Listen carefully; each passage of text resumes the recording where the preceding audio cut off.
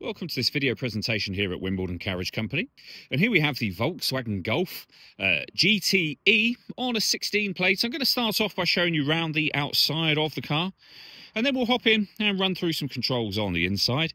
From the outside, you can see it's a 5-door car with alloy wheels. We're going to start off inside the boot space, first of all.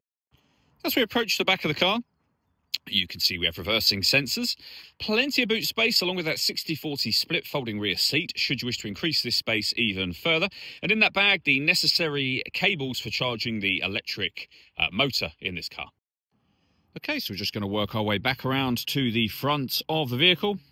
And then, as I mentioned, we'll hop in and run through some controls from there.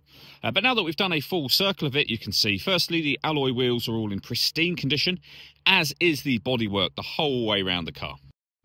Just briefly before we climb in, I think it's well worth seeing the interior from this exterior point of view. There's plenty to run through on the dashboard, so let's hop in and we'll do that now. Okay, now that we're inside the car, we're going to start with the dials. Over on the right-hand side, first of all, we have the speedometer and the fuel gauge for the car. On the left-hand side, we have the battery charge kind of indicator, so you can see how much power you're using, whether the battery is charging whilst you're driving, if you're using the boost of the battery. We've also got the rev counter over there for the engine itself. In the center, we have the main trip computer. As you can imagine, lots of different bits of information you can have displayed up here. So we can have the battery level. At the bottom just there, you can see 20 miles of battery. We've also got the total miles for the car, 59,008. Above that, again, it will show you 20 miles of battery range, 60 miles of fuel, and you can change that for many different menus, as you can see here. And that is all done using the buttons over on the right-hand side of the steering wheel. You'll also find stereo and phone controls here. Stereo controls continue on the left-hand side along with cruise control. Once you set cruise control, you can hit this button. This vehicle is able to maintain its own distance between itself and the car in front, both speeding up and slowing down automatically depending on the car in front's speed. Behind the steering wheel, the minus and plus pedals so that you can change up and down a gear manually with this automatic gearbox. And then over into the center, we have the main touch screen. So various different menus, obviously one of which will be your radio. We have DAB and FM radio available on there.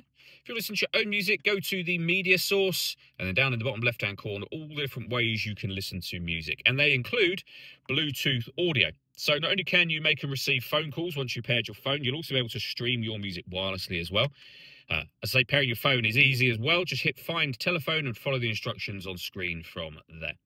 Working our way down from that, we have the dual zone climate control. First of all, you can turn the system on and adjust the fan speed with this middle dial. You can determine the driver and passenger temperatures, the direction you'd like the air to be distributed in. The air conditioning is on at the minute, so that's off. Back on again, or hit auto. The car will now take full control to maintain the temperatures that you've asked for. Any manual adjustment will override auto and allow you to put it back on your own settings. We have a storage section which will open in here. Also in there, we've got the USB, you can see it over here, and auxiliary inputs. The gear lever for the fully automatic gearbox, of course. The button to start and stop the car. We can turn the parking sensors on and off.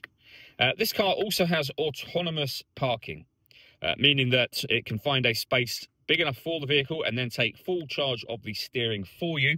You just need to follow the instructions that appear in the center of your two dials just there. You can force the car into electric vehicle mode if there's enough charge. We've got the electronic handbrake, auto hold function, a couple of cup holders, and a 12-volt charging socket as well.